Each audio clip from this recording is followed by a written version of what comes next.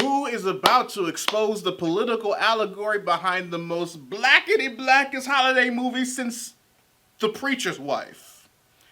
This guy.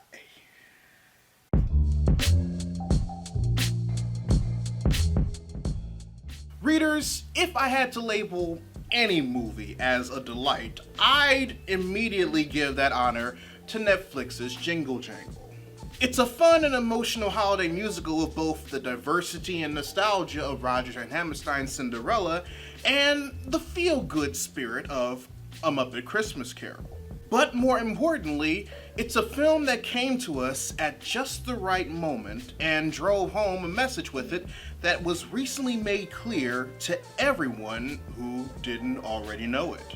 But in order for me to explain said message and its importance, I'm gonna have to go into spoiler territory for the film. So if you have access to Netflix and wanna watch it for yourself before you hear my piece, I suggest you do so now. You see, Jingle Jangle is less of a Christmas movie and more of a movie that takes place during Christmas time. Kinda like Die Hard or Batman Returns. The plot isn't surrounding the themes regularly associated with Christmas first and foremost per se, but instead acts as a deadline the protagonists have to fulfill the means of the plot by. In the case of renowned inventor Jingle Jangle, played by Forrest Whitaker, who lost his creative spark in a series of unfortunate events after his apprentice stole his inventions and became a world-class toy maker with them, it's having to show his financial lenders a return in their investment in his failed shop in either a repayment of the loan or a brilliant invention of his by Christmas Day if he wants to keep it open. Something that will show the bank they've made a return on their investment. Which is why I needed more time. Not to say that Christmas stuff doesn't happen over the course or that it doesn't give off any Christmas vibes with it, but you now see what I'm talking about.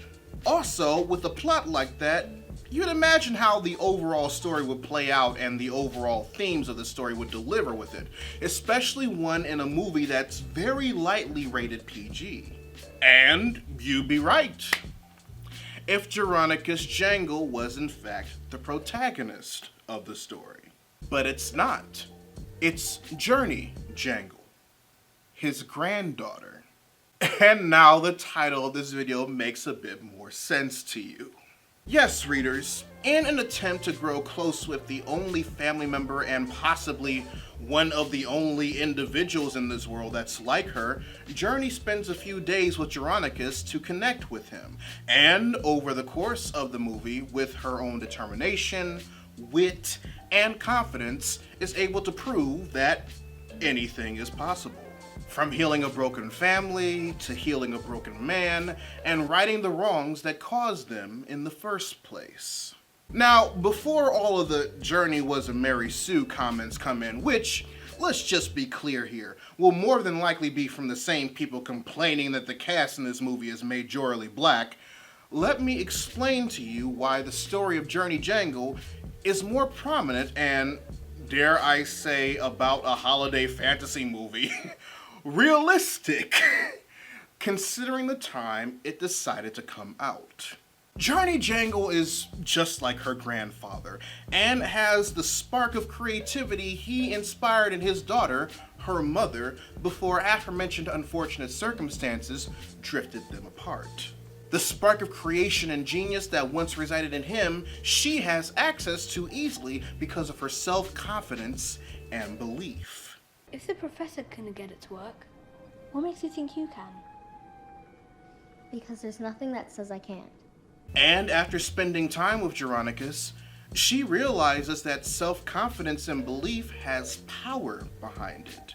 Enough power to change the very way of the world with it in a way that significantly matters.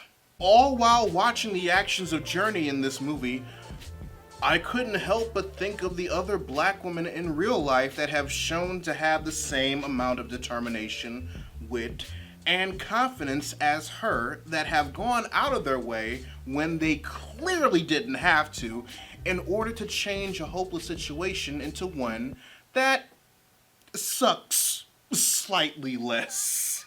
Women like Georgia Representative Stacey Abrams, who helped over 800,000 Georgian residents register to vote for the November election. Alabama's LaTosha Brown, who co-funded the Black Voters Matter Fund to help put a microphone to the voice of black communities in Alabama. And the 91% of female black voters that did their part in one of the most important presidential elections the United States has ever seen.